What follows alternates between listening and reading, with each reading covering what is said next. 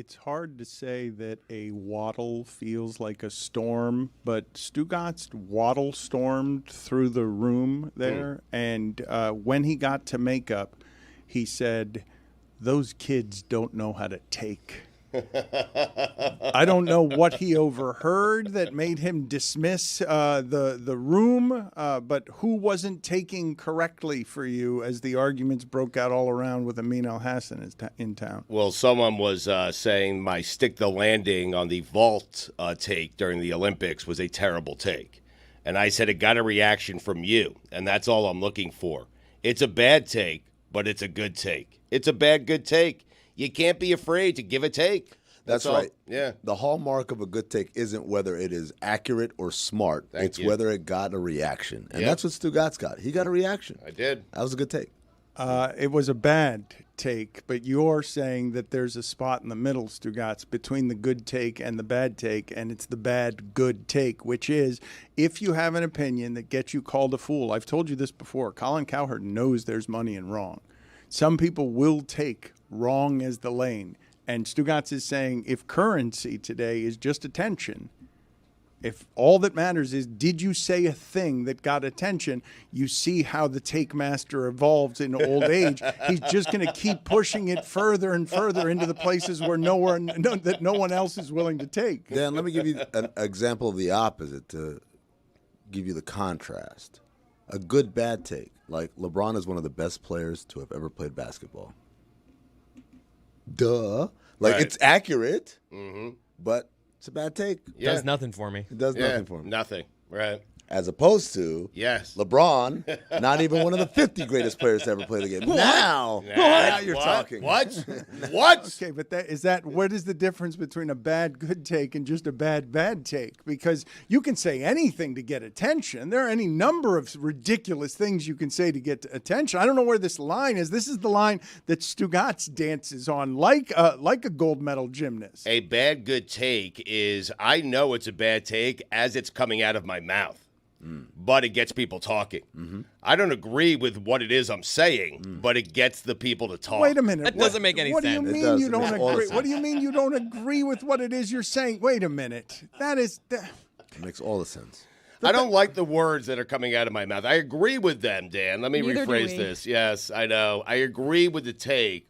I'm not saying it for any other reason than to get people talking. That's all. I don't really care. This is what I think. Stick the landing. You don't. This is what I believe happens. Stugotz gets out there and he does the equivalent of licking his finger and holding it to the wind.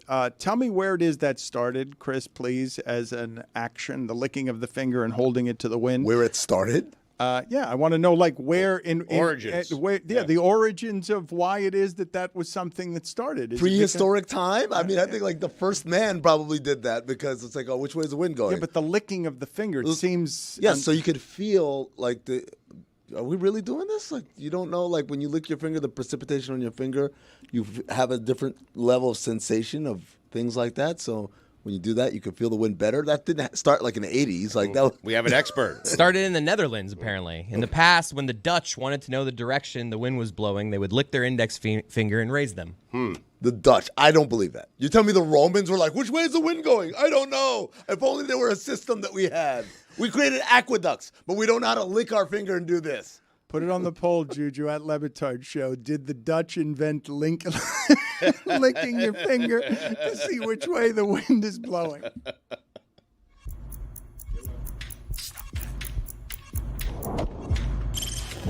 Stop that. Stop that. Stop that. I hear him chatting the noise. Move too quick, can't stop for the talking. I hear him chat with the walking. Just too sharp with the prize. White girls better tell me I'm awesome, yeah. Hot like fire on the pan. If you wanna touch my please use caution. Cold like 0 degrees. I'm out the cage, gotta let out the beast. Revolutionary, gotta let out the streets. Locked in a cage, I'ma let out the sheets. We came for one man, forget my peace. You take the west side, take on the east. I'ma put him in the cage, never let out the. I hear him chat to the noise. Move too quick, can't stop for the talking. I hear him chat with the boys. Not so tough, but not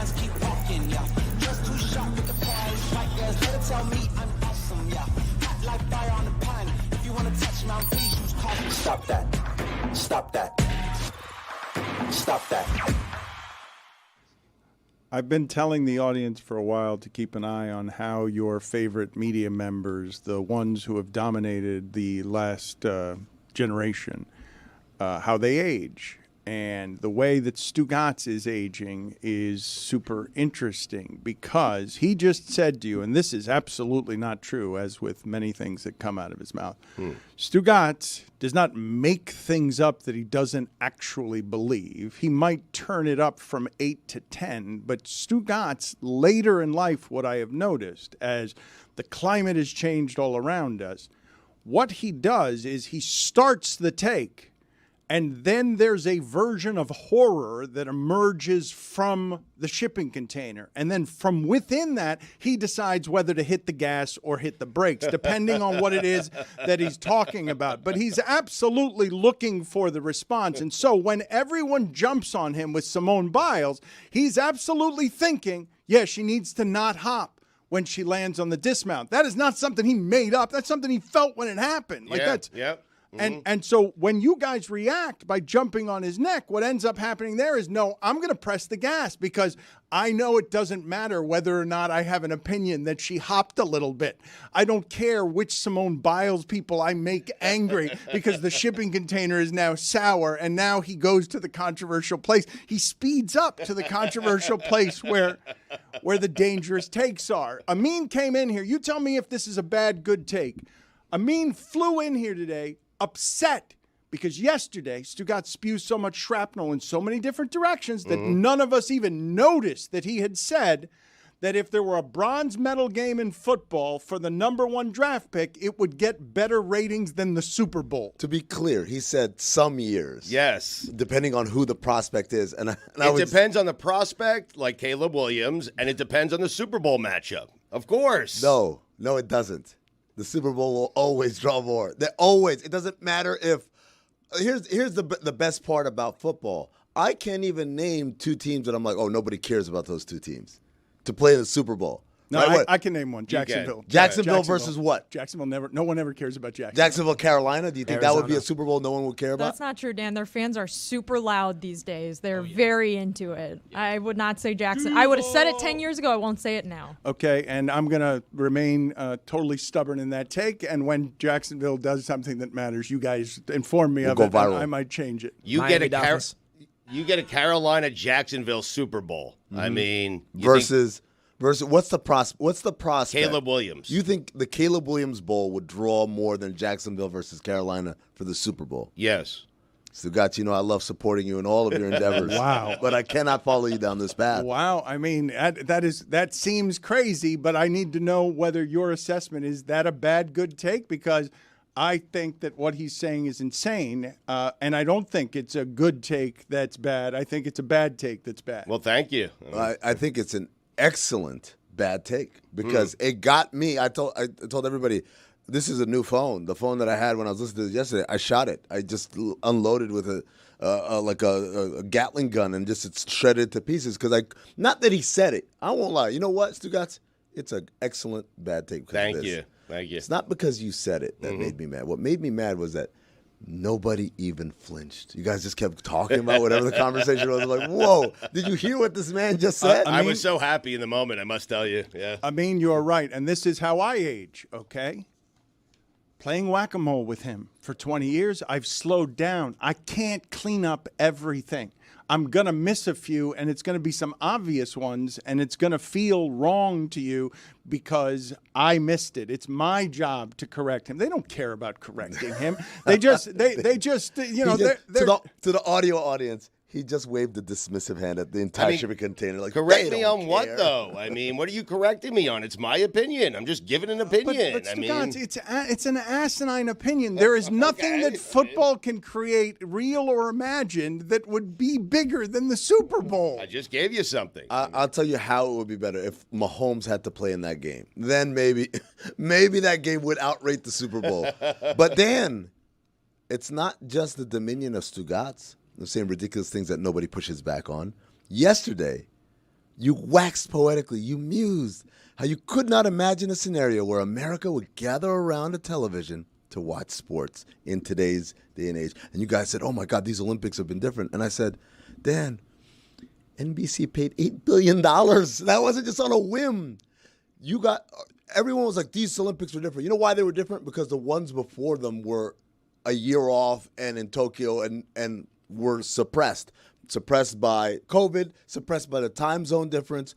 But if you go back to the Olympics before that, 2016, we were absolutely doing this. Remember doing Ryan Lochte getting arrested and making up a story about how he got robbed by, gunmen in the Rio kind of favelas or whatever. There were so many incredible stories from those Olympics, and we were all doing exactly what we're doing right now. There's nothing. This show was not.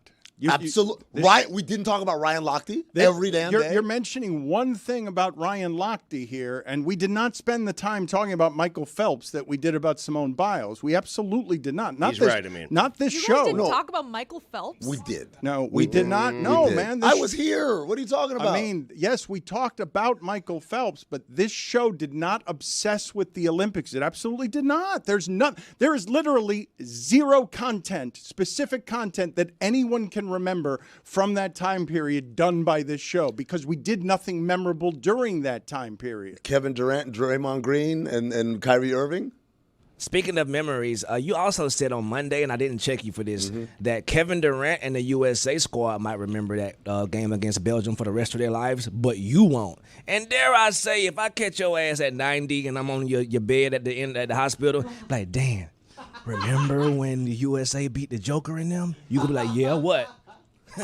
You know what? That'd be an odd time to ask. It would. I'm It would proving be my point. Loved ones all around him. Like, hold on, I want to paint this picture out. Dan's there. There's like everyone. Valerie's there holding his hand. We're all there. We're crying. I'm old and gray. I've lost all my hair. And Juju walks up, and Juju looks exactly the same because Juju doesn't age. And he says, "Hey, Dan, remember that Serbia game?" And then Dan's eyes widen. And like the welling of a tear, and we thought he was non-communicative. He's reacting, and then he looks at Juju and says, "No." Sounds like a wonderful ending. Honestly, I hope that all of that happens. I hope that I last till that long. But what I'm going to say to you then is, no, I don't, Juju. I don't remember what. Tell me what happened in that game. I'm an old man, and you told me 40 years ago that this would be the case, but I don't remember anything about the end of that game because I did not experience the bronze medal game that way. I'd just be there for the will. Laying it. And fiddling with the machines to make sure that make it go quicker. That Do you I have die like quicker. as soon as he dies? I Like, wouldn't do that to do you have it like as soon as he dies, the will is just read out loud to like everyone in the hospital? Crack room? it open. Yep. You got it lined up. Dan's the opening act. The headliner is the will reading. Am I alone on this amongst all of you when I say that I don't believe that I don't believe that the Serbia game will even be as memorable as the one that was played after that? Like you can't tell That's me fair. that okay, but you guys are saying now you're going to make it 2 games for all time were just played during the Paris Olympics by a team that was an overwhelming favorite? I might pair them together. Like, I might just remember this Olympics and those 2 games because the other ones weren't all that memorable. And so when you look back at it and you say, like, oh, man, they had to beat Jokic and Wemby because ultimately Wemby will be remembered that way. And so in 10, 15 years from now, it'll be like, oh, my God, how did they go through those 2 players in those close games? 'Cause they had this will 12 be of even, them. but it'll be even more memorable. At the end of their careers, LeBron and Stephen Durant taking down the MVP and the future best player ever. We'll remember it even more 20 years from now. Jeremy's right. We absolutely will make Wemby way better than what he actually was. In the same way Yep. they say, how did LeBron and Dwayne Wade and Melo lose an Olympic gold? How they win bronze? Because they were 7 years old when they played in that thing. Well, how could they possibly beat a 20-year-old Wemby with a team with so many stars that Jason Tatum couldn't get on the floor? Jason Tatum, I saw, was 0 for 16 on jumpers during the Olympics. Yeah. A little bit of a cold Semantics. Put it on the poll, please, Juju. Is Jason Tatum being 0 for 16 in the Olympics on jumpers semantics? Yes or no? The women's gold medal game. You guys saw the number, the rating that did at 9:30 in the morning on a Sunday. Starts at 7 million and gets up close to 11 million by the end. Some people were objecting to my assessment that women's team. Does anyone in this room object to the assessment that women's team to me was the equivalent of the 92 men's team for women, the first giant team of stars that everyone is overwhelmed by and paying attention to? Wasn't the 96 a women's team? That's what I was going to say. They started a league because of that one. Definitely 96 was like the moment for that team. But I think this was a really exciting game because you're never going to get the chance to play the home country's team on their home court the evening after they just lost in heartbreaking fashion to the NBA stars. There was so much energy in that building from all the accounts of all the reporters and fans that were there that I've heard talk about it, that was a really unique kind of mashing of all these different emotions. And so I mean, that game was great. I was super nervous watching it because I really wanted the U.S. to win, but it was super exciting. I'm never going to forget that game. There, beat that. Mm-hmm.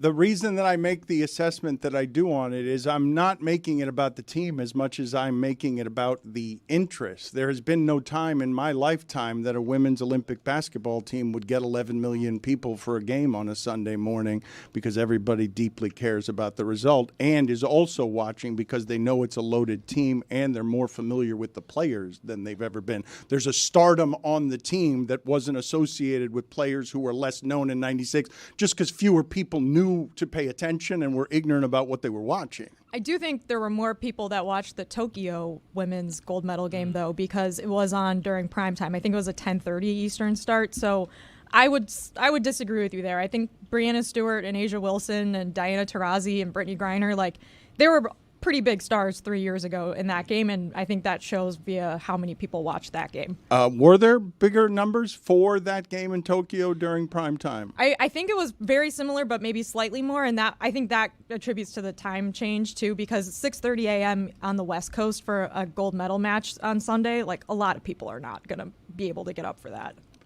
Getting back to what it is that Stugotz was saying about trying to whack these takes that are bad, good takes. Mm-hmm. Do you have any of those today? Do you have anything that you've sharpened up today?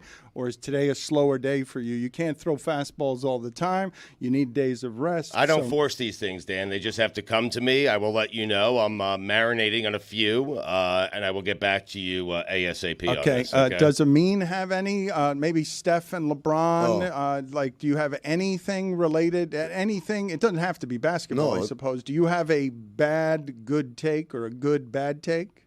I think I have a good take, but maybe I'm just being biased. Well, because we did this on Oddball and we posted it, and the reaction, I was kind of staggered that I don't think people really listened to what I was talking about. I said, look, we've had NBA players since 1992 play in the Olympics, and great players have played together. Grant Hill and Shaq played together, and obviously Kevin Garnett and Gary Payton played together in 2000, and so on and so forth. Obviously, 2008 is the most famous one because we got the actual joining of LeBron and Wade and Bosh because of that. But I've never felt in my life in any of those Olympics the idea of walking away no, these two people need to be on the same team together for basketball, for the sake of beautiful basketball, and it's LeBron and Steph. I never thought it could ever look this good. I was just it was a lot of people said it online. It was it's like Draymond supercharged. I'm like, no, it's like Draymond if freaking Galactus came down and gave him superpowers and called him one of his heralds. There's no way in hell that you can tell me there's ever been a more perfect match of two great players than LeBron and Steph. It was amazing. And I said, I realized right then and there, any sort of petty kind of biases that we might have, I hate the Lakers, they should never play together, or the Warriors get too much. Doesn't matter. LeBron always plays in a stacked. Who cares? I'm not even talking about playing on a stacked roster. I don't care if the rest of the roster is Stugotz and freaking Bronny and Chris Cody, right? Yep. I'm saying that LeBron and Steph. Yeah. What would our record be? 62 and Me, 20. Ronnie, Stugotz, and Stephen LeBron. That's a starting five. I mean, Boy, y'all ass to be 0 and 7. Then. Hell What no. you talking about? Hell no. we have Hey, LeBron and Steph, man. I mean, Hey, Juju, welcome to the good bad take. Yeah, 62 wins. That's what they'd win. Put it on the poll, please, Juju. Better combo together for beautiful basketball, Shaq and Kobe or Curry and LeBron? I left here yesterday thinking something that I regret not saying. Jordan and Pippen. I mean, Way better. How about that? Way better. Not just better. Way better. You've got Curry and LeBron being way better. I've got 40-year-old LeBron and however old Curry is, 37 or whatever, better than Jordan Boy, Pippen. do I have a proposal In for their you, prime. Amid. that is a Brought good it up bad on our take. board Yeah. yesterday. What's up? After just a couple of years on their contracts, LeBron James and Steph Curry, both free agents. Guess who has a ton of cap space in those seasons? Your Miami Heat. What's the matter, Dan? Just Jeremy. Stephon Marbury said yesterday, because he doesn't like LeBron, that Michael Jordan, you shouldn't put LeBron James in the same breath with Michael Jordan. My man.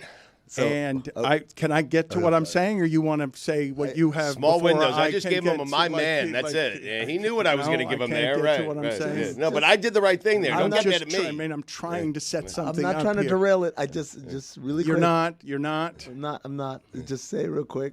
So, according to Stephon Marbury, I got to go Michael Jordan, LeBron James. Okay. Yeah, I was setting that up. You could have given me the chance to set that up. The flow. I mean, you know. Good job. Minor penalty, 2 minutes, asshole.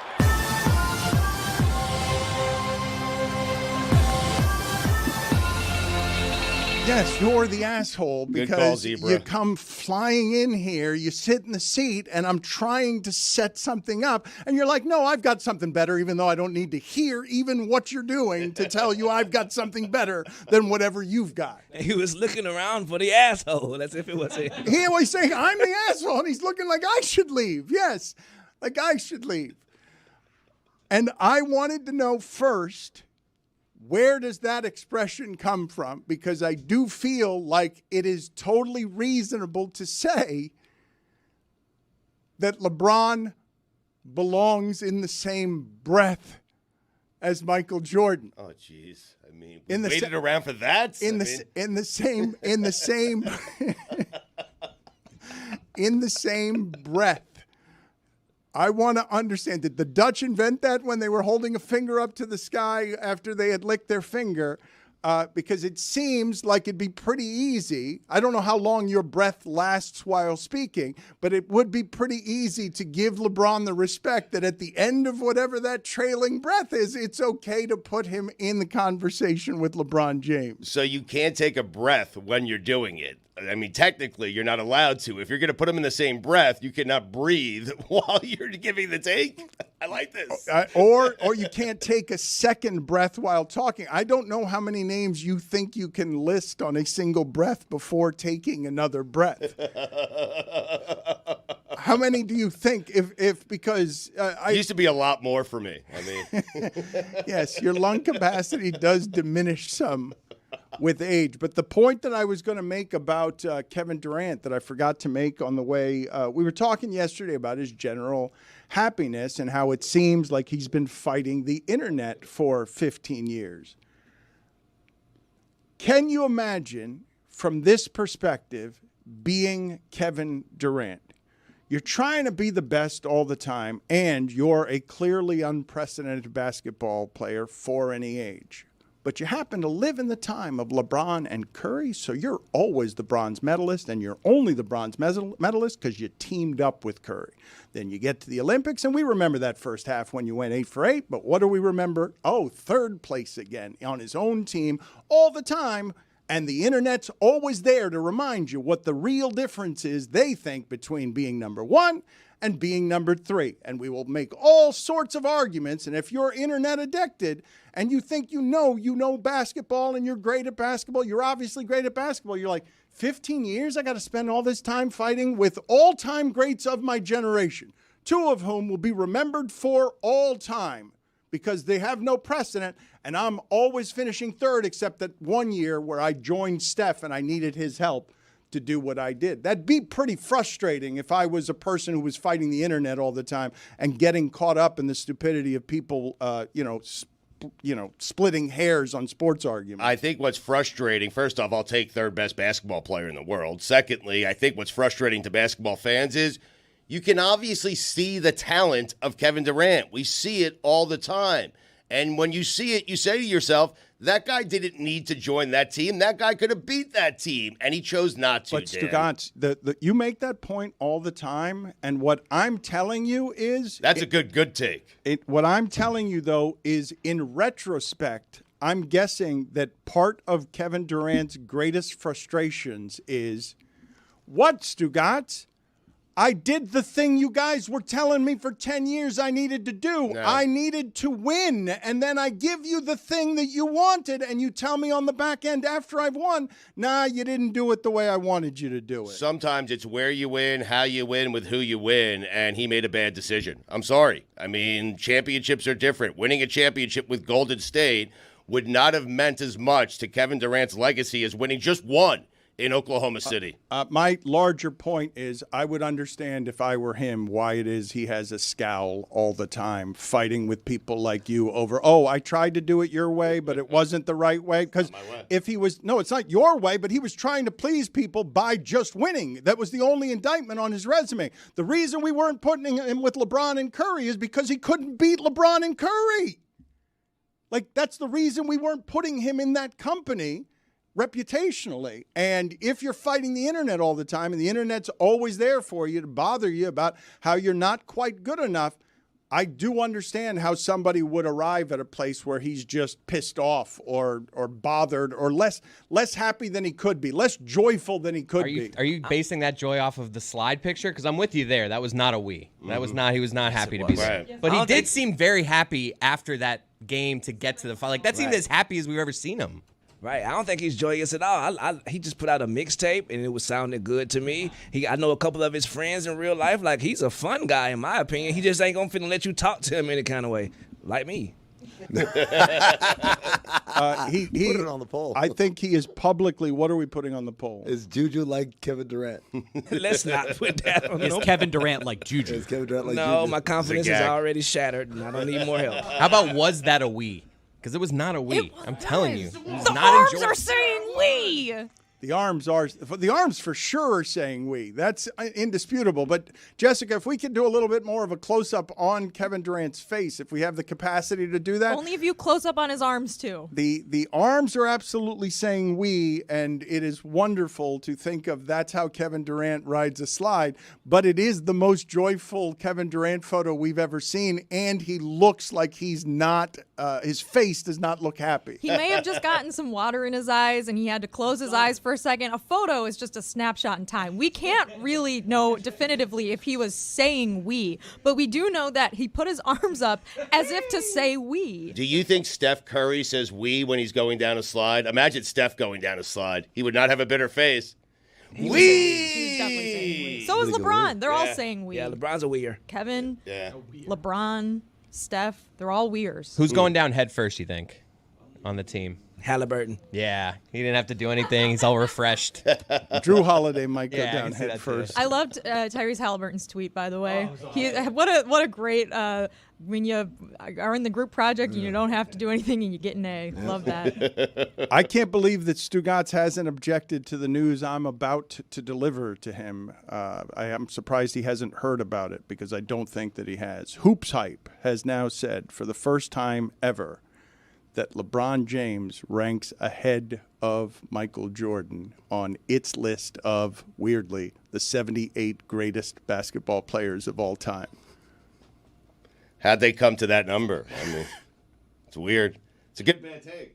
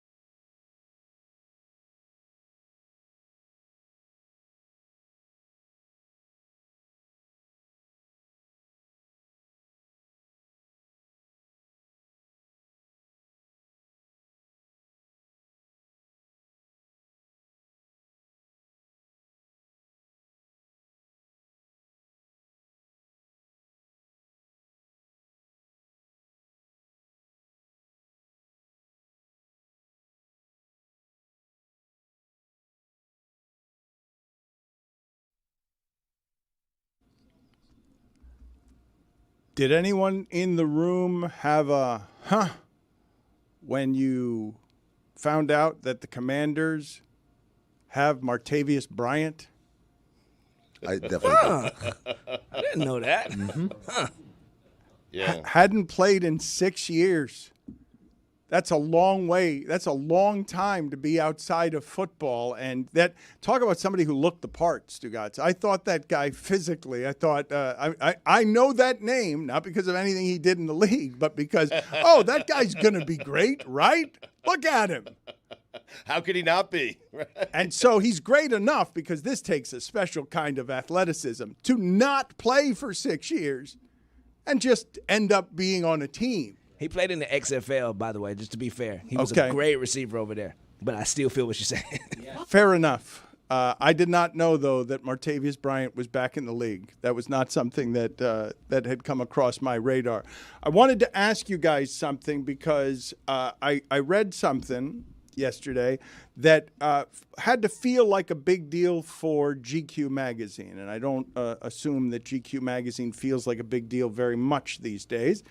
I don't know that anybody in magazines feels like they're a big deal these days. But they got George Clooney and Brad Pitt together in France, put them on the cover, interviewed them, and it was an interesting interview of two movie stars late in life who care less what people think than they ever had. And it made me think, right, because the demo on this is old, but it made me wonder whether these two guys are whatever it was that Clark Gable was supposed to be in a different time. Like, are people picking up that magazine and being interested because the dinosaur movie stars, Tom Cruise, George Clooney, Brad Pitt, they're not going to be around very much longer as giant movie stars. No, I'm not killing them. I think in general, the movie star of that age, unless he morphs into an action star, doesn't get a long sustained run after this. I feel like Tom Cruise is just getting started. I mean, put it on the poll at Le Batard Show. Is Tom Cruise just getting started? But it felt to me like I was reading something from a different time. Do I have that wrong? The rest of you, would you be interested? Would you pick up?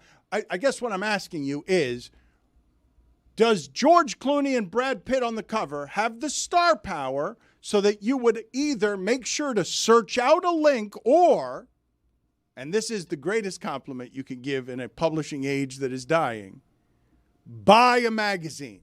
Does that make you buy a magazine in 2024? Dan, the only way I can crystallize the argument for you is to say, okay, what's the opposite? If it's Timothy Chalamet and Tom Holland, do you think people are like, oh, we got to read that one? Yeah, I swear, I just said that back here. Yes. Like, I don't care. George Clooney, Brad Pitt, whatever. Give me a little Timothy Chalamet. All right, man, I'm in. Like, do you think Timothy Chalamet is an interesting person? Yeah, I actually do. You do? Because he's just a Jewish kid from New York who's a theater kid who somehow became cool. So and I don't know how to do that because I'm not cool. Well, you're not from New York. You are cool. That's Don't the do part. that. You cool, brother. You Hey, cool. Also, thanks, Gigi. I know who Clark Gable is, but I think Chris was asking around the room, who is that, brother? yeah. I'm talking about movie Fair stars question. from a different time. Speaking of which, give me the stat of the day here.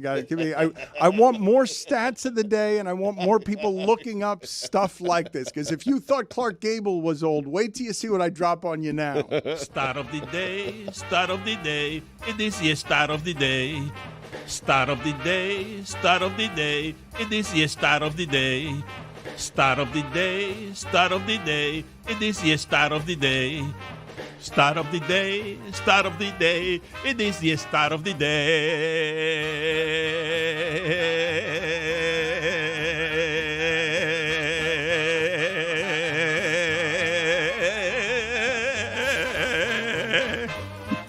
I found this out yesterday.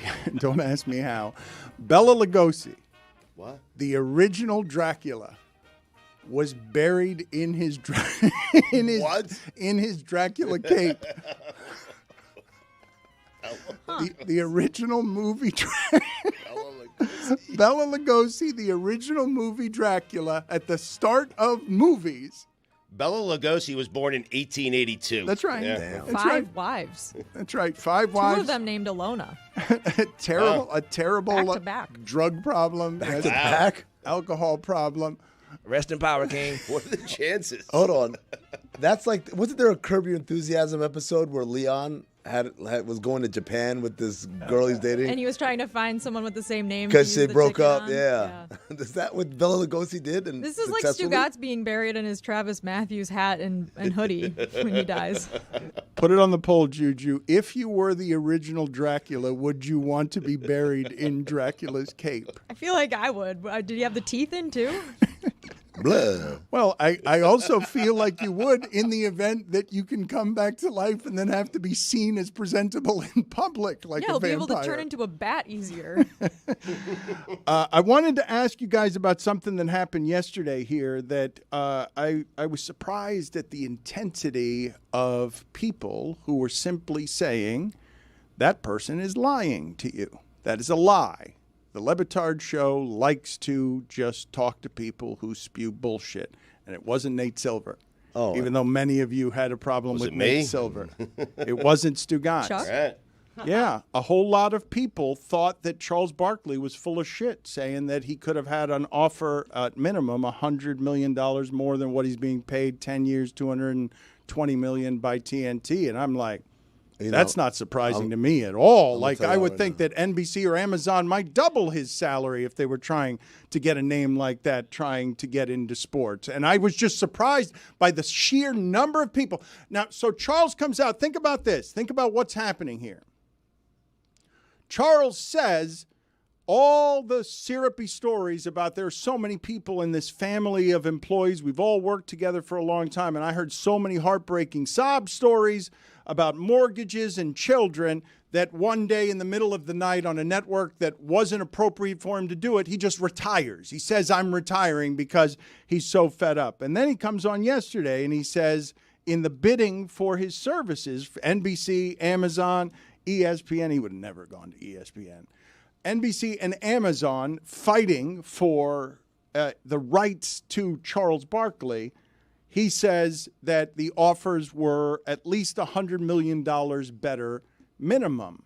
And he did it at least in part because he wanted to go back and be with those people, all of whom had a contract for another year. They all have a contract for another year so that they would have, some security for their future and he wouldn't have to hear more of those conversations. And so many people not only called him a bullshit liar, they said, why didn't you just take the $100 million and create a fund for those 200 employees so that you can pay them? And I just was mystified by an act of generosity spoken by Charles Barkley, not volunteered, in answer to a question, because he answers all questions, that people's immediate reaction, so many of them, would be, he's lying. That's bullshit. He also turned down the live people as well, right? And that was a big bag, so I believe him. I don't know how many people knew before he said it out loud that he was making upwards of $20 million a year on this current deal that was not signed like this year, right? So for people to like, oh, no way, like, did you know he was making that much already? That's the part I think people are missing is that, yeah, this dude is the highest paid man in sports TV, maybe all of television that's not like scripted TV, right? So the idea that he turned down that money, like, yeah, I don't even flinch. Of course I believe him. Oh, but I'm more interested in the examination of the other thing. Oh. What is happening there? What is happening? I know social media is an angry place. I know that we are less trustful in general of any information. But what is happening that would create what I thought was a surprising reaction which is, oh, that's a nice story. That's a nice thing to do. Bullshit liar. I don't really have an answer. All I know is that Lewis came in afterwards and started talking to me about his mortgage. I mean, it was uncomfortable. I sent them to you, by the way. I mean, I think, Dan, people they're struggling with this. Right now, people are just struggling financially. So to hear a guy who's already making a lot of money say on the radio, hey, or on a podcast, say, hey, I turned down offers that were for at least $100 million more, which I believe, by the way. I do think that media outlets would pay Charles Barkley pretty much whatever Barkley wants if he was willing to leave Turner Sports. He's not. He's going to stay there. But I think people just don't want to hear that right now because they're struggling. to make ends meet. They're struggling on a daily basis, and they don't want to hear a guy who's already making that much money say, hey, I turned down over $100 million, and I did it because I care about these people. They don't want to hear it. The internet is always going to amplify the most like extreme Stugotzian takes too. By the way, like they love a take, so you're going to see like the unfiltered like angriest replies. But I do think like since I don't know, as long as I've been alive, people have been very cynical of wealthy people saying that they've done anything altruistically. So I think that may just be what it is. As they should, but also Dan, to her point. He could have said, I took the $100 million and I created a fund to pay for the employees. And someone would have said, just $100 million? Right. Prove it. There's always another step. How much is each getting? Yeah. Bro, they hated Jesus, man. Come on. Of course they're going to hate on Chuck. I think it's probably a combination of both of those things. Your timing's a little off today. This happens sometimes when you're off for a little bit. Your timing's a little off. Dude, because you just steamrolled past what he said. They hated Jesus. Of course, they're going to hate Chuck. And all I can think of is, what kind of crucifix would they have to build to hold up Charles Barkley? That shit got to be corrugated steel, reinforced with adamantium. He's lost weight. What an unnecessary shot we're taking right here. Oh, man. The joke I could make could be so much more. Yeah, but you didn't make it. No, but I'm not going to make it. Oh, the joke he could make. That's good. Dude, That's good. I'm going to tell y'all in the break. But we stopped Dan dead in his tracks. Oh, my God. Well. Like Jesus. or Jesus. We stopped Dan dead in his tracks because we had to stop. What I steamrolled was Juju saying they hated Jesus. Of course, they're going to hate Chuck. A good point. Jesus has been used that way as an analogy wherever there's hate since Jesus. So we could have steamrolled past it. We would have been okay. It's the comparison. See, what you're not understanding is there's a disparity between what we traditionally think of Jesus Christ and his build versus that of Charles Barkley. See, Jesus is usually depicted as a fairly skinny man with great abs, by the way, I might add, right? Yes, yeah. While as Six Charles, pack. He has the V. yeah, Put it on the poll. Did Jesus have the D'Angelo? Well, Chris is obsessed with. No. Chris is obsessed with this day. Let me explain to everybody here what happened to Chris today. We went out to Dolphins camp. Oh, man. Who put me in the middle? Hold on. What a day. Hold on. Right, you guys are over eager today, man. You guys want to get in there before I set up anything for the audience. I'm excited. So we go out to Dolphins camp yesterday, and Chris Cody is sitting between Stugotz and extraordinarily fit people on a sofa. And he's tugging at his shirt, and helpful staff is coming over and moving his shirt around. And he comes in today and he asks Danny, I heard this when I walked in. Hey, Danny, did it look like I have boobs? Is the question that I heard him ask. I was like, how fat did I look yesterday, really? I'm not a middle guy on a couch. I'm an end guy. Right. And they were like, get in the middle. And I was like, okay, fine. And like the whole time I'm like having to sit with my arms like straight. And a couple times Jessie, our makeup person, came over and like pulled my shirt out. And I was just like, she obviously is seeing something she doesn't like in the camera. Like that, she wouldn't come over here if it all looked good. And I'm just like, I just hate all of this. I got Jalen Phillips sitting next to me. He's just like, impossible to look good. Wait, your shirt was getting stuck in your underboob? yeah, like at one point she came up and like pulled my shirt out at my Was stomach it hot? area. It was outside. It was hot. Little sweat patches? I don't know. Right here? Chris, I had the same concerns. There was one point where, we spoke to some Dolphin players. One of them was Tua. There was a good 3 or 4 minutes where you and I didn't talk. I was sucking my stomach in the entire time. And then he turned to us. He said, are you guys going to say anything? And I let it out. There's no way that's going to come out looking flattering for me and Chris. They couldn't even see you past me. They had to like move like I know. Like, it was just it was awkward. odd. Yeah. I'm sorry about that, Chris. Danny says I didn't look that fat, though, so we'll see. Stay tuned. But knowing your angles is important. This is why I always sit in this chair, and I never sit in Stugotz's chair. Oh, the worst chair. Terrible camera angle. The worst. Dan's chair is pretty bad, too. the lighting just glares so hard right there. I don't like sitting in your chair. Also because it's kind of sunken for some reason. It's weird. The Tua conversation, I want to underpromise and overdeliver, but I will simply tell you I haven't heard him that way before. Man. Now it's not that I have, and it'll be either today or tomorrow that we end up getting that for you. But I was a little bit surprised for a couple of reasons, and there's only one other time that this particular thing has happened to me with a professional athlete of any kind. When Edgerrin James came out of college at the University of Miami, he was physically, obviously, very much a man, but he didn't have very much personality coming out that he was willing to show people. For wherever his distrusts lied, I was like, man, that's a super guarded person.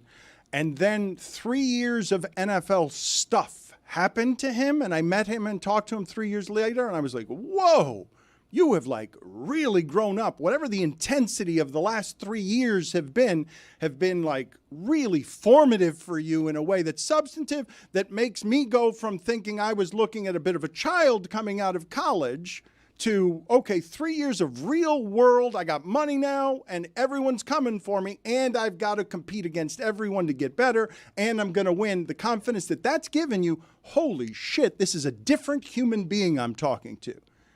When Tua came out of college before he was drafted on Lincoln Road there, I did like a corporate thing where I interviewed him for an hour in front of a bunch of people, and Dominique afterward pulled me aside and was like, you were pulling teeth there, huh? You had to work. That was a crowbar that you had to use to get in there and try for an hour to get something out of Tua. What I saw and heard yesterday was a different human being from that. Like the amount of confidence that person has after whatever the fire of 3 years has been, I was like, holy shit, he's not making me do I don't have to do anything here. He wants to carry the conversation. Yes. And he wants to say things.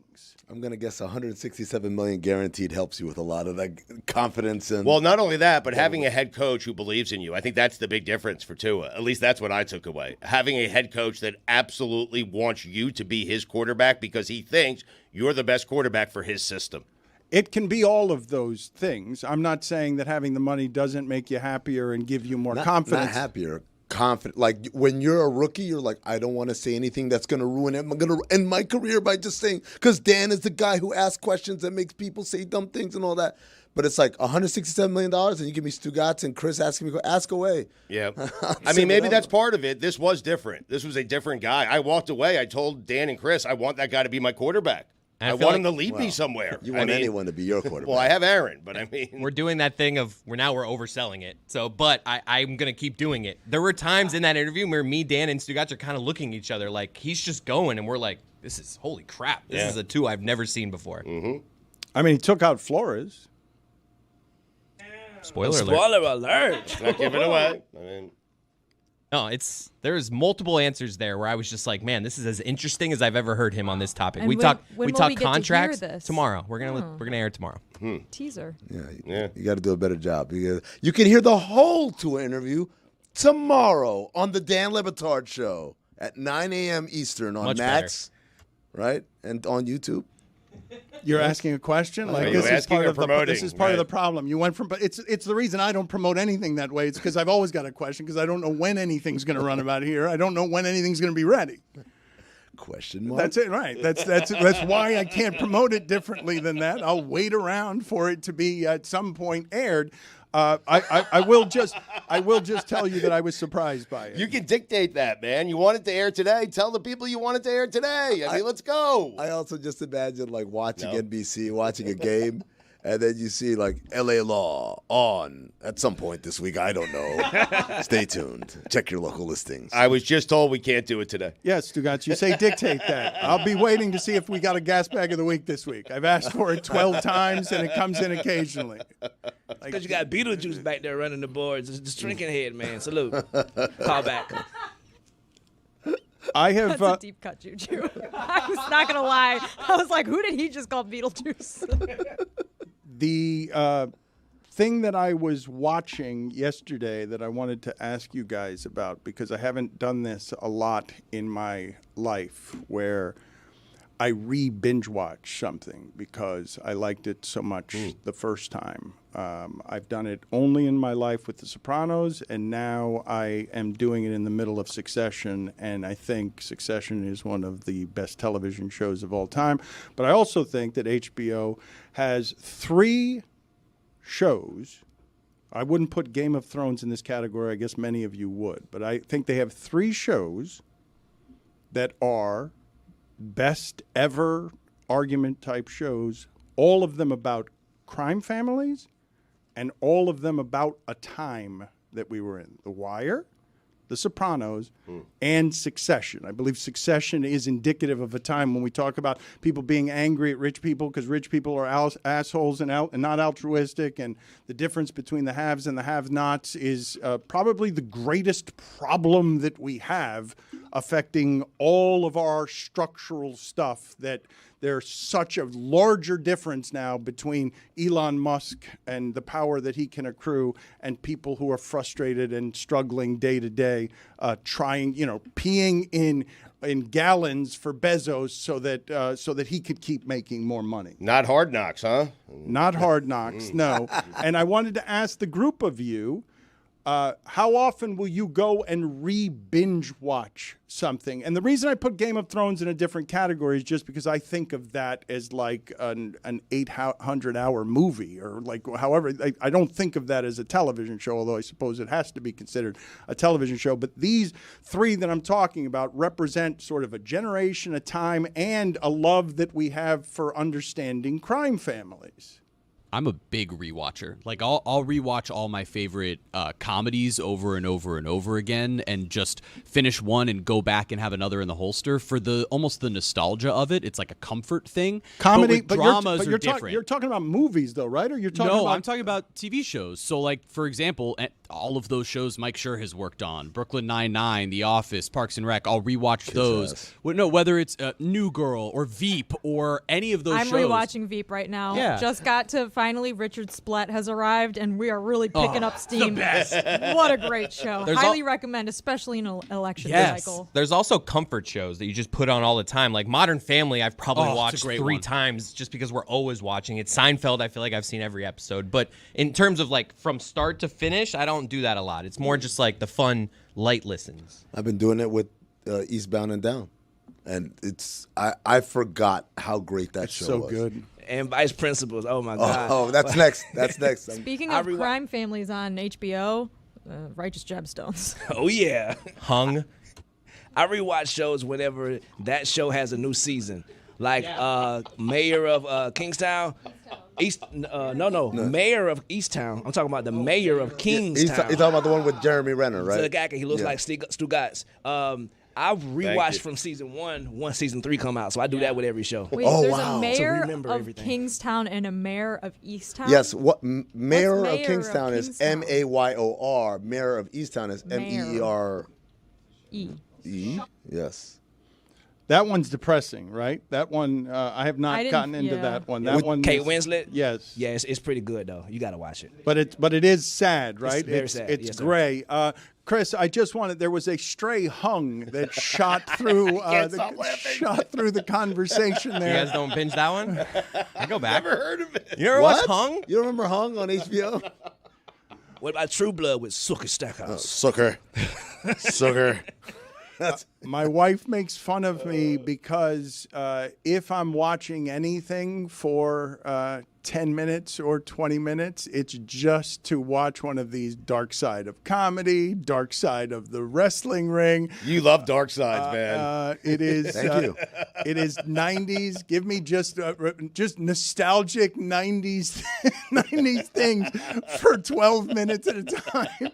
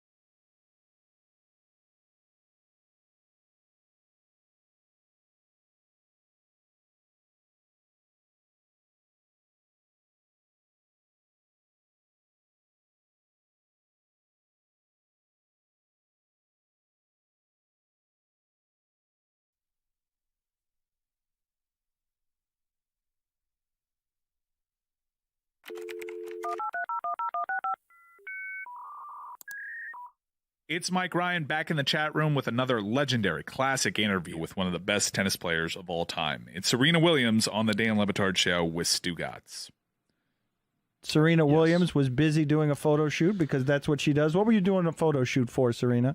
Actually, I was doing a fitting for the models because I'm having a big show, as you know, tomorrow at the Forge in Miami. That's very foo-foo.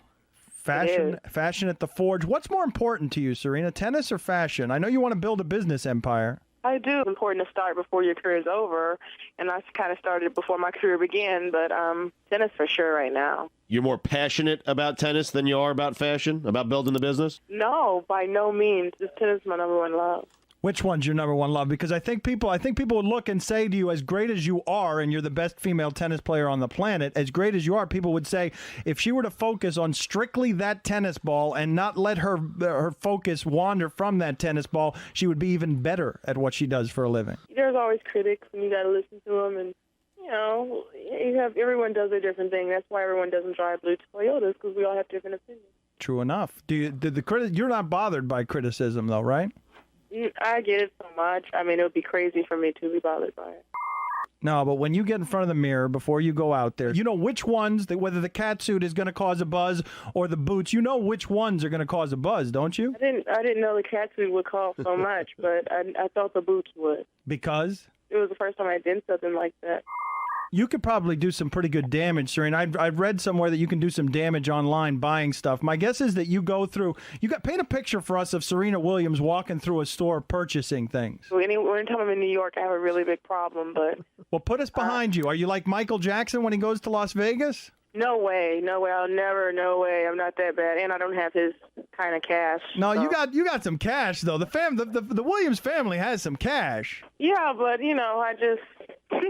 I try to, invest most of my money, and I'm not going to do an interview about fashion. Come on, guys. It's so easy, though. I love the idea. I love Serena Williams, the idea of her being able to go through shopping in New York and then all of a sudden saying, you know what, I'm spending a little much, but all I need to do is go win Wimbledon. Yeah, so I guess you can put it that way, but... Well, we're fashion incompetent, though, so you're going to have to help us. What is it? Sports writers. What do you need to do with sports writers? Get out of the sports coat and jeans. Wear a cat suit? Yeah, wear a cat suit and boots. That would be hot. You haven't seen me. Serena Williams, you've lost your mind. If I were to wear a cat suit and boots, you don't make stuff for men, do you? No, I don't, but eventually I will, but that's years down the line. Who do you admire? Who do you admire in the fashion world? I love Sarah Jessica Parker. I love Venus Williams. I love... Sarah Jessica Parker. I watch her on Sex and the City. This is why I don't know anything about fashion. And this is why I'm a male idiot. Because I watch her on Sex and the City, and I'm like, what is she putting together? None of that stuff matches. It all looks awful. And that's why I like it, because I like to do things like that, and it doesn't always make sense. But fashion is what you make it. And if you want to wear a green shirt and some red pants, you do it. And that's why Gwen Stefani, to me, is amazing, because she does that. No, you need to help me out, Serena Williams, because I can't pull off the mustard-colored suit that Deion Sanders wear. I don't know too many people who can. I'm not even sure if... Never mind. All right, so go ahead. Be Mrs. I want you to be Mrs. Blackwell. I want you to tell me who in sports dresses really poorly. Who gets the thumbs down from Serena Williams and who gets the thumbs up? Well, let me start with thumbs up. I think Venus Williams dresses really well. She's near you. She's standing right next to you, is she not? No, she's not. Well, I'm trying to really think hard. I think Michael Jordan obviously dresses amazing. Allen Iverson has his own style, and I like how he's never changed for anybody, even when he's on the sidelines. And you know what? He got his style, and he stuck with it, and so I like that. Now get us to the best part, the thumbs down from Serena Williams. You know I'm not going to do that. No, I thought you were going to do it. You just promised us. I know. That's why I said I'm going to start out with that. I don't talk bad about people. Some people just need help, and they, can't help it. Come on, say something catty about Anna Kournikova. She's a good friend of mine. She's coming to my show tomorrow. I love her. Oh, she just got... Good try, Dan. Serena just got more people out. Come on, somebody in tennis who dresses poorly. One person. Oh, honestly, I don't talk about people, so... All right, fair enough, Serena. She just beats them all. Yeah, that's all she does. She beats them. Thank you, Serena. Thank you. Thanks, Serena. Good luck tomorrow night. Bye.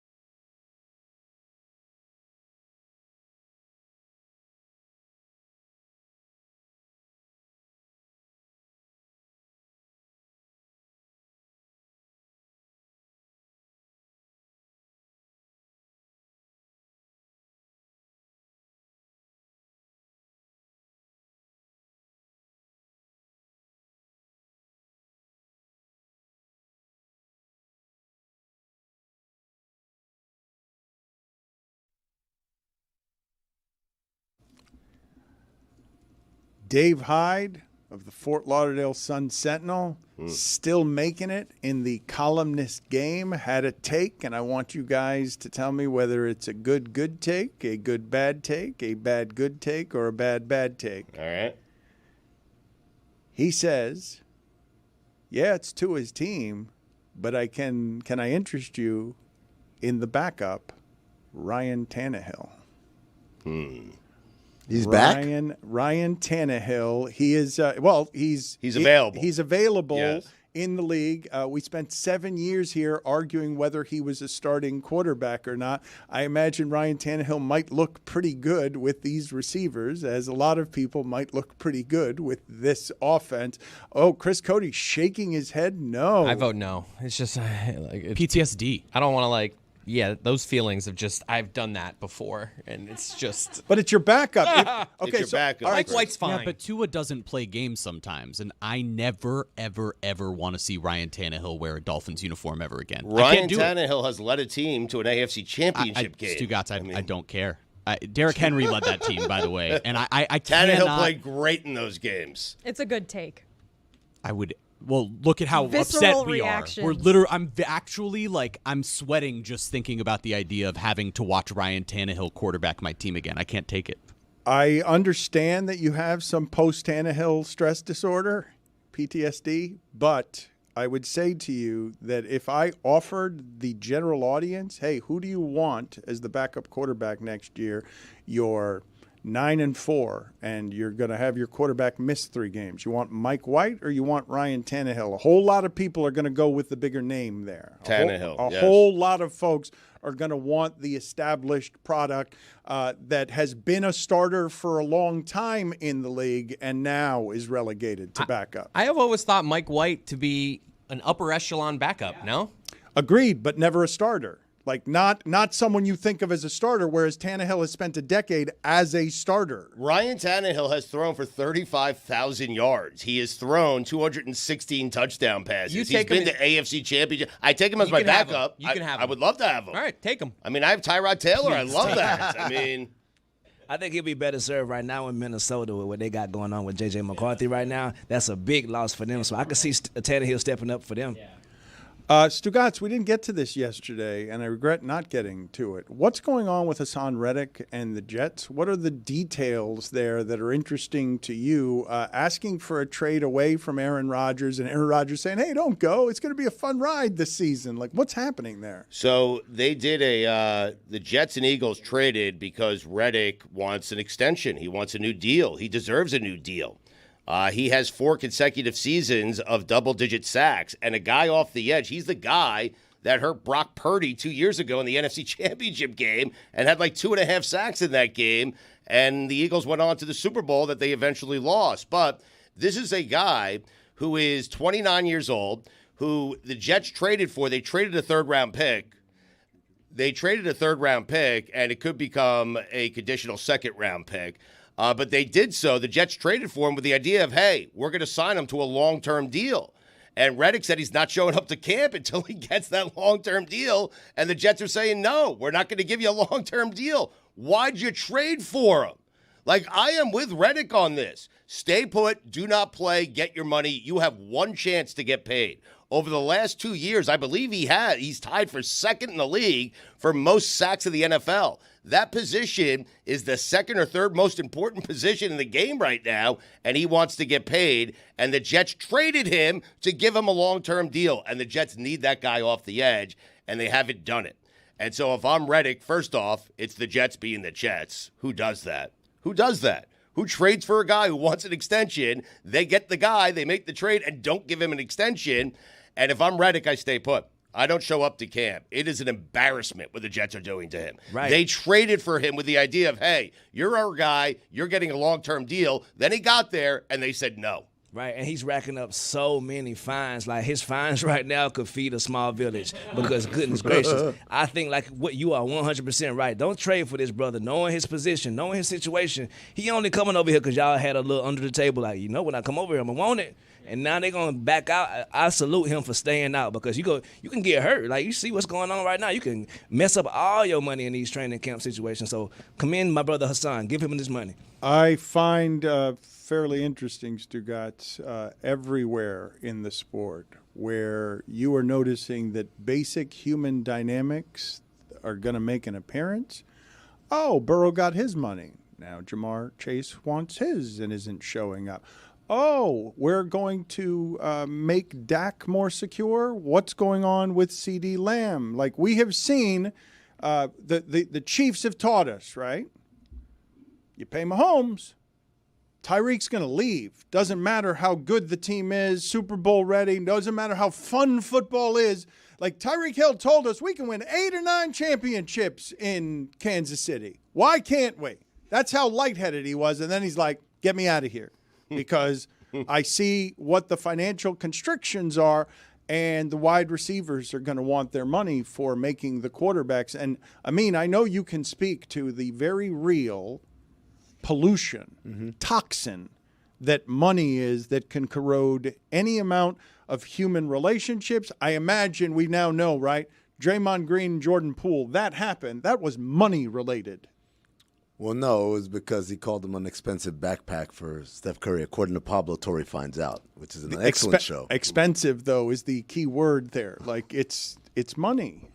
Yeah, I think, like they say in every NBA fight, it comes down to one of two things, either money owed or a woman. Right. That's like every NBA fight, like in the locker room, that it always comes down to one of those two things.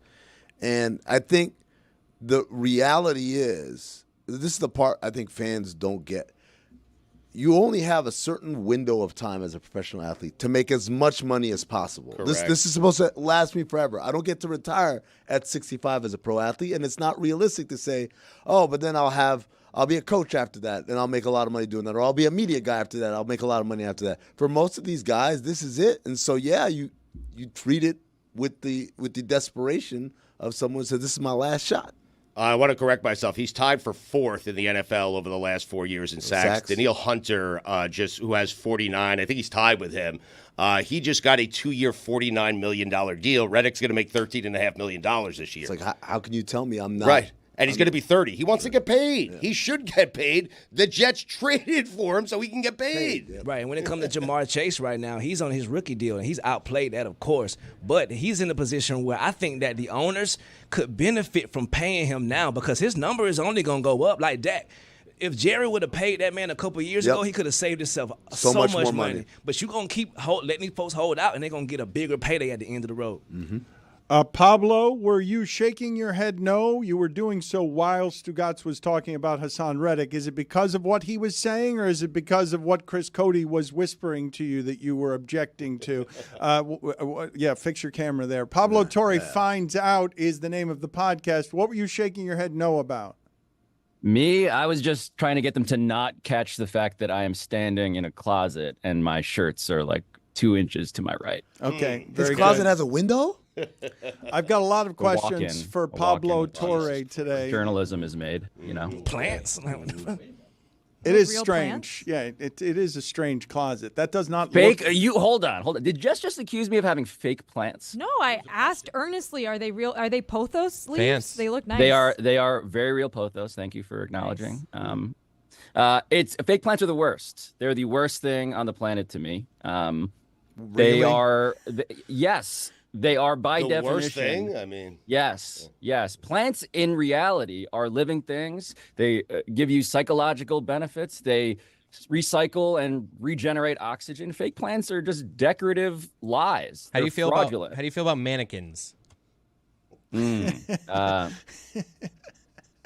devil's work. The devil's work. Yeah. Second worst thing in the world because Pablo believes in human life, and if you fake any kind of life, you're going to outrage Pablo. Mannequin or mannequin too?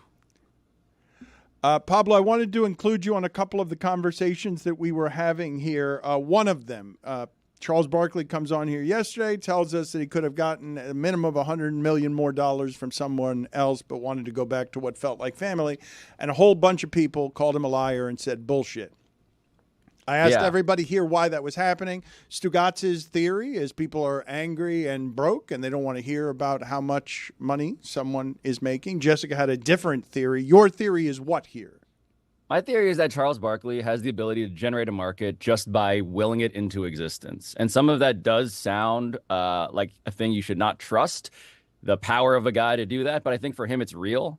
I think his talent is one of the scarcest resources in sports.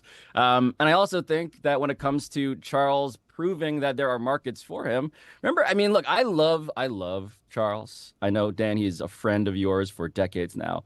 Remember when he had that thing where he was like, I think I'm going to the Live Tour now. I was like, oh, he can just sort of like reach across the world and grab money places. And so it just so happens that with this NBA rights deal, which we've covered super extensively on the Sporting Class, obviously, I think there's just a lot of buyers who want to give Charles Barkley $100 million. I don't think he's lying there. I think that's actually just the reality of his life. On Pablo Torre Finds Out, I've told you before that he finds an assortment of stories and attacks them vigorously with journalism and his curiosities. I couldn't help but laugh at your most recent episode, even though I don't believe it was comedy. The Paralympics are corrupt. There are cheaters throughout the Not a laughing matter. It's hilarious. It was hilarious. I laughed so hard listening to that episode. Tell us the extent of the cheating in the Paralympics, because it's unbelievable to imagine people playing wheelchair basketball and then at the end just getting up out of their wheelchairs and then walking on. It is darkly hilarious. It is darkly hilarious, admittedly, and infuriating to so many Paralympians, because it is a massive problem that is currently being litigated in German court right now because of an American Paralympian hopeful who's like, I am a hand cyclist, and to Dan's description, he competes against people who, when the race is over, get up and walk around, who end up having to, he sees social media posts of people who are like, wait a minute, you're just living your life not doing the stuff that I have to do. This is David Burling, American Paralympian, who is an above-the-knee double amputee, an Air Force vet who got in a plane crash. And he's like, I see you guys lying all of the time. And this is something that's beyond just one man. We talk to a classifier, the person who has to figure out which division you go into. But the way I got into this, because I'm numb to so many things at this point. We've done mortgage fraud investigations, fencing, manipulation in the Olympics, match fixing, statistical inflation with Tom Haberstroh, all this stuff. But when I heard that there was a story about a Spanish gold medal Paralympic basketball team where 10 of the 12 people had tanked an IQ test, had faked intellectual disabilities to get into the tournament, and they started blowing things out by 30. And then later were revealed to be totally fraudulent. I was like, that's a Johnny Knoxville movie. That is actually a thing that screenplays have been written about, except it's just more ridiculous in reality. And this is just the tip of the iceberg, as you might imagine. Well, tell us more, though, on what is most outrageous to the Paralympians, because you're right to say that it's dark comedy and isn't going to be funny at all.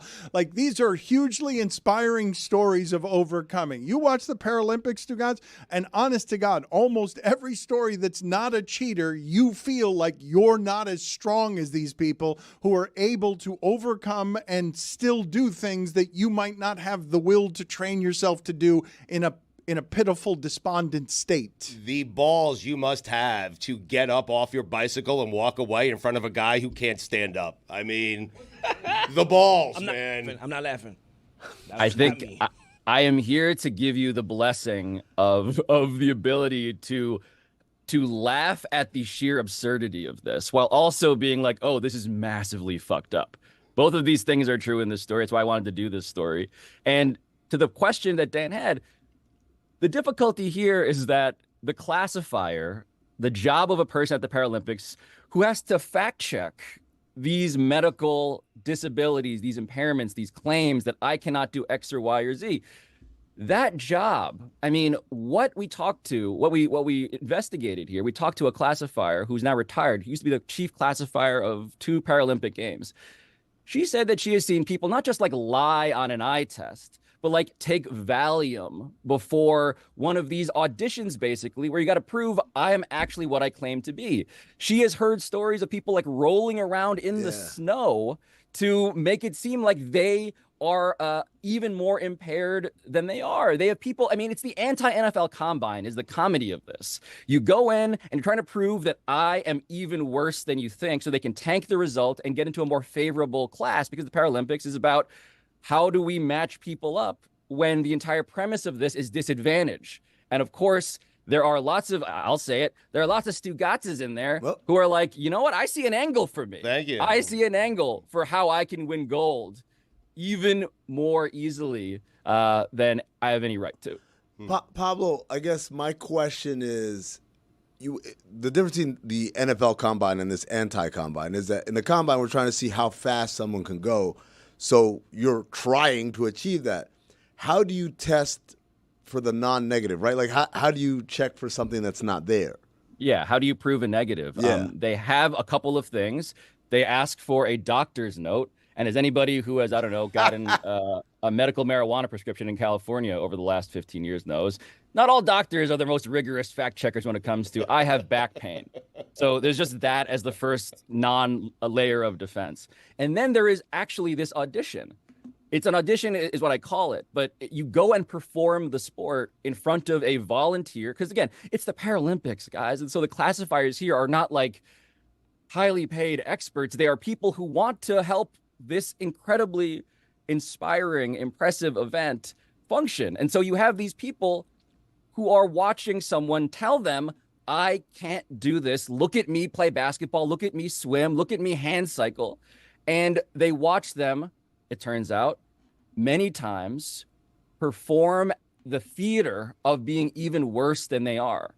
And so that is the classification process of the Paralympics, to me, is where all of the lawsuit strikes to the heart of that. It's gotten so bad where there are protests by other athletes. There is a hand cycle race that we report on where all but one person, the person that they alleged to be a cheater, they stopped racing mid-race, and that person just kept on going to signal we are not on the same page as this. We need something to be done, and no one will do anything. And so the guy we interviewed, the protagonist of the story, he said, I'm going to sue the International Paralympic Committee, the version of the IOC, the IPC, in court, because he sees this as something that has ruined the integrity of this entire enterprise. I can't believe some of what it is that you're reporting, because it does seem like something a comedy scriptwriter would write. Yeah, it's South Park. It's a bit crazy. The outrage that I would have if I'd lost both my legs in war and then been an athlete better than all other wheelchair athletes reminds me some of what is happening around the gender women's boxing conversation, because one is a fake argument that is politicized and is just awful to watch happen, and the other one's not going to get any attention as an actual outrage. You're going to bring attention to it, but it's not going to go anywhere, even though if I were to speak to anybody and say, do you think it's fair that somebody is playing without legs and somebody else is faking to get into a wheelchair and then walking around and to win a gold medal? Like, that is worthy of legitimate outrage. Yes, and there's a key distinction. And by the way, all of this speaks to what do we do when we're trying to regulate who's allowed to compete in a lower class of sport when it comes to performance. That's the through line through the Algerian boxer story and the Paralympics, with the key distinction, because I've reported now on trans controversies and now the Paralympics controversy, which would be an even bigger controversy. The difference here is that the stuff that people think trans athletes have been doing in America, the schemes of cheating and manipulation and lying and medical fraud, that's actually happening in the Paralympics. And it's not happening over there. And you know that because the Algerian boxer story, it's funny when like I see Logan Paul, and there's this lawsuit now, of course, against Twitter and Elon and J.K. Rowling and all of them. But when Logan Paul, I believe, is saying this is the purest form of evil, watching this Algerian boxer punch a woman in the face, and then not long after says, well, I may have been trafficking in misinformation there. I'm going to delete that tweet. It's sort of like, okay, like they don't actually know what's happening here. And that's not even a trans athlete controversy. That is a controversy that speaks to its own form of medical complexity that says actually maybe the whole binary between men and women on the level of sex and therefore performance is actually a lot more complicated than anybody wants to admit. What it's not is the level of cheating and fraud as a scheme, because no one has reported that. No one has provided evidence that there's anything like that happening there that's happening in the Paralympics. Absolutely, brother. Transition, though. Keeping up with controversies. My sister Ray Gunn is getting accused of a lot of things across the nation, and I have it figured out. Pablo, I got you on the line. I found out. Ray Gunn is in the CIA. And guess what? Think of Steve Martin in Pink Panther. Mm-hmm. She was sent to the Olympics to retrieve the diamonds, the stolen diamonds. But guess what? The stolen diamonds, they're in this one room, and the only way to access that air-conditioned chute is the breaking contestants. And so they told her, they say, hey, we got a case for you, Ray. You're going to have to go get the diamonds. But bad news, you're going to actually have to compete.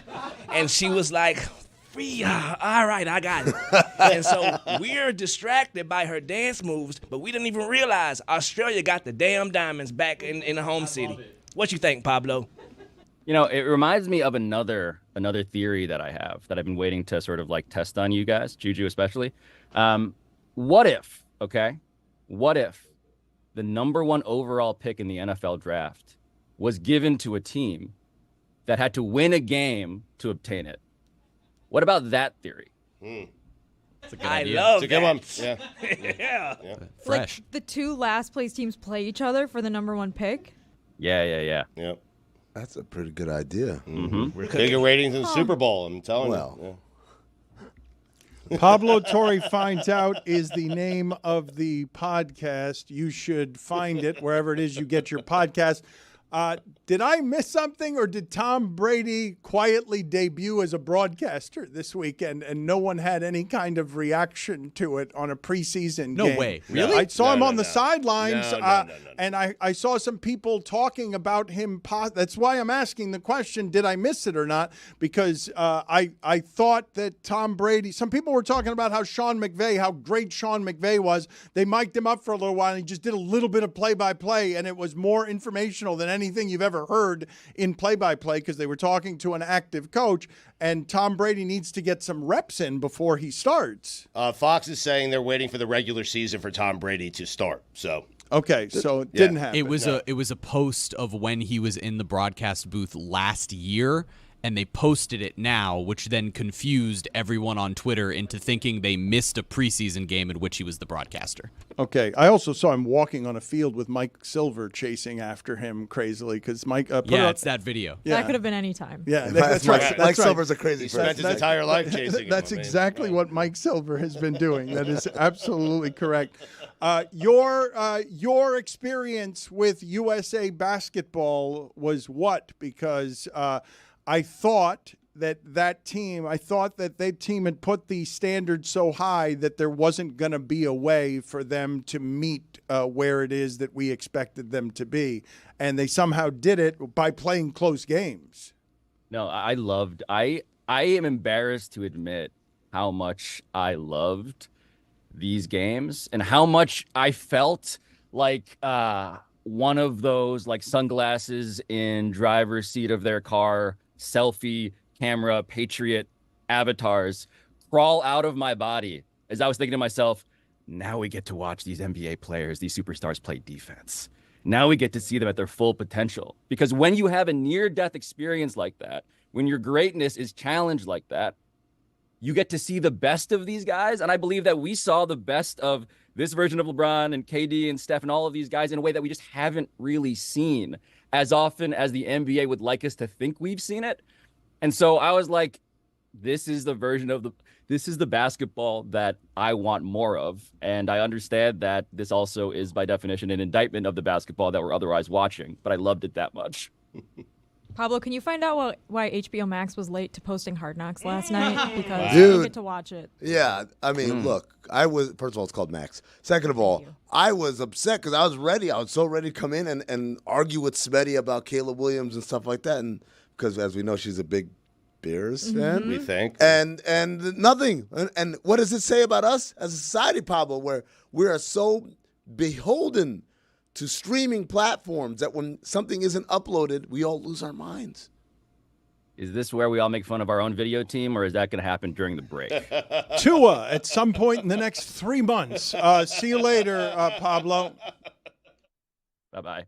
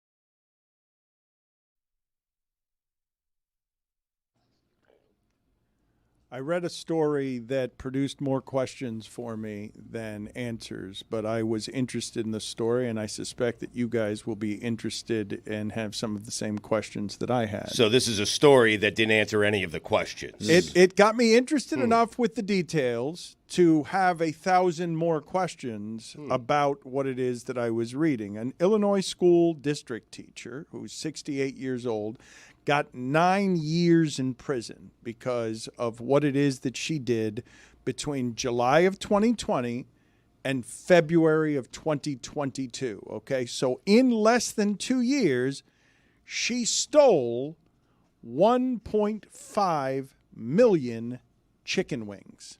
Nope. Not possible. Well, it's not possible to consume them in less than 2 years. I think it means saying not possible to steal them. How do you 1.5 million chicken wings? That means you're walking out with like a Santa Claus satchel of chicken wings every week. It was over time. It was, and it started with the pandemic and some of the fraud that started with the pandemic. Can we just state the obvious that 9 years in prison for that is just absolutely insane? Right, bro. Free mom right now until it's backwards. She stole 11,000 cases of chicken wings, and now the questions begin. She had to be reselling them to local restaurants or something, right? You can't secondary market. It can't be the only thing you and your friends are eating. That doesn't seem possible in less than 2 years for a family to eat 1.5 million chicken wings. Okay, so question: is there a fine for Dan for reading the internet wrong, or Yes. is it just Stugotz? $17. Okay, then it's $17 for you, Dan. Oh, because it's $1.5 million worth of chicken wings, not 1.5 million count of chicken wings. Okay, wait a minute. So if it's $1.5 million per of chicken wings, it means it's more than 1.5 million chicken wings. She stole a ton more than 1.5 million, right? I don't think so, because they usually get a 20-piece be like $30 from the store, and she must be the Avon Barksdale of chicken wings because she is moving them guys. Okay, so I'm sorry for reading that wrong. It's $1.5 million worth of chicken wings, but that still seems like too hard I feel like to eat Blago in 2 did years. less than that for selling a Senate seat. Like, what, 9 years? Jesus.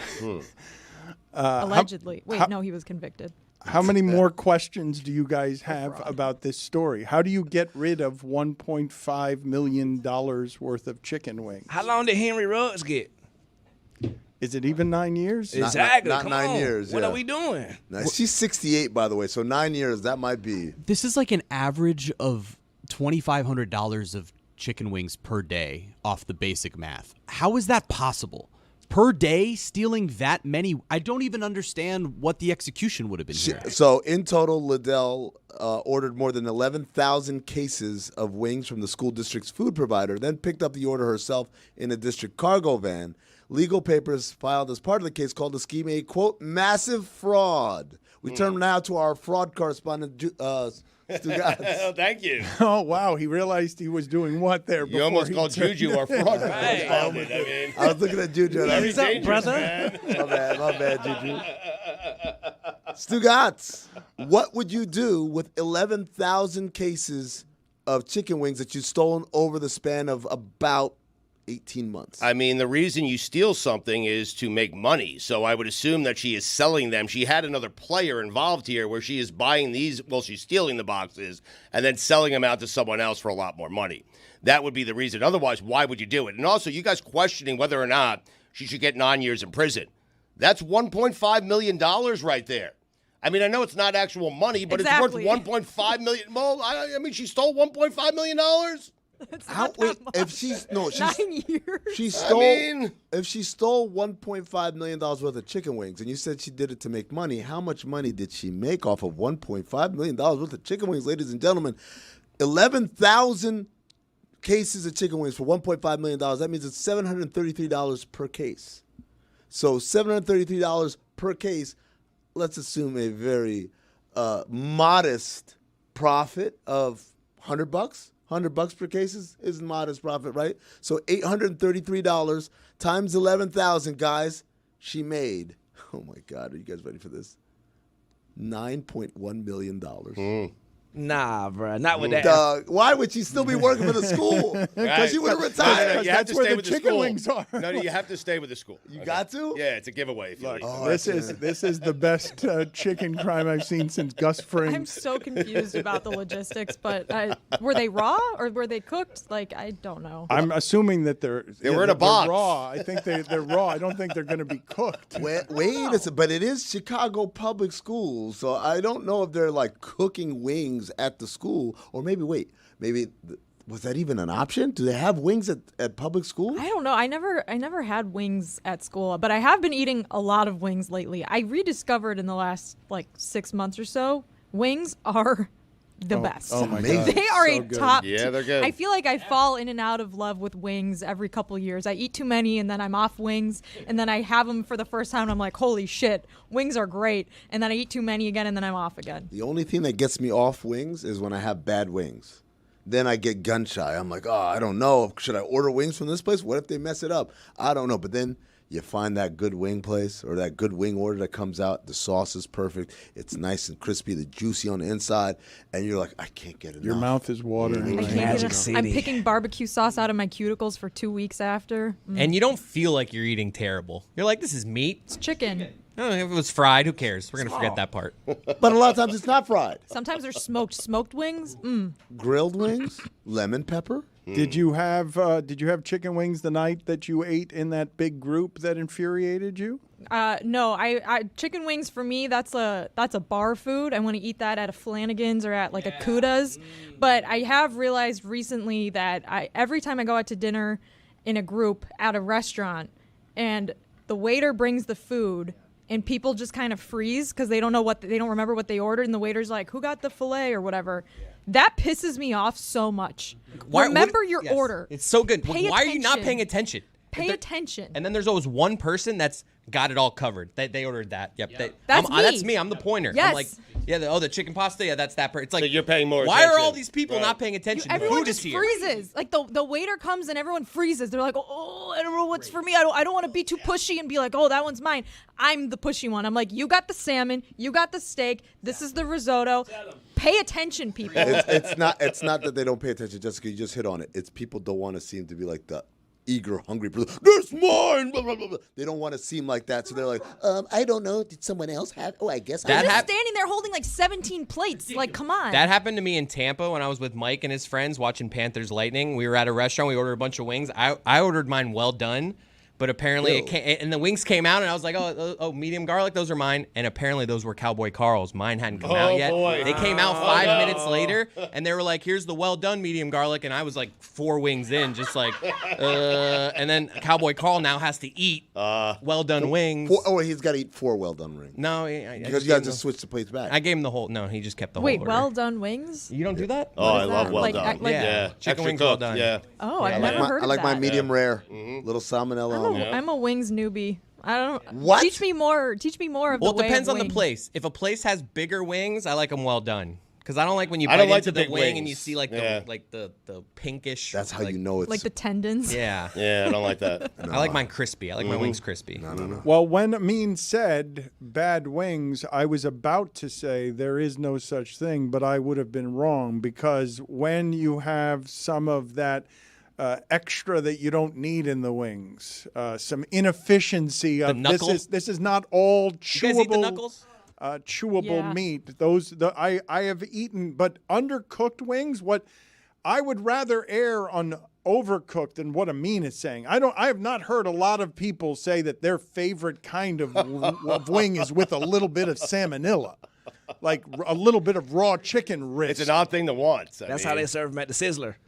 I don't like when it's tough because it's been cooked so much that I'm fighting. Shout out to John Taffer. Look how hard he's pulling just to get some wings out. Like, you don't want that hard pull. You want that to kind of flesh fall off the bone. Fall off the bone. Yeah, that's You where don't we're really at. get that with fried wings, though, do you? No.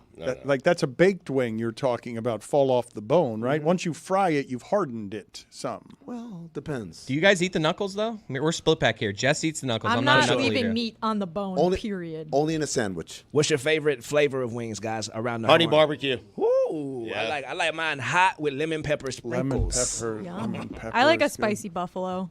Medium garlic kind of guy. Can't believe we skipped past only in a sandwich. That was so good. You eat the knuckles only in a sandwich. Knuckle sandwich. Hey, I thought what for does she be? I was like, oh, you put those in a sandwich. I didn't. That was just way over my head.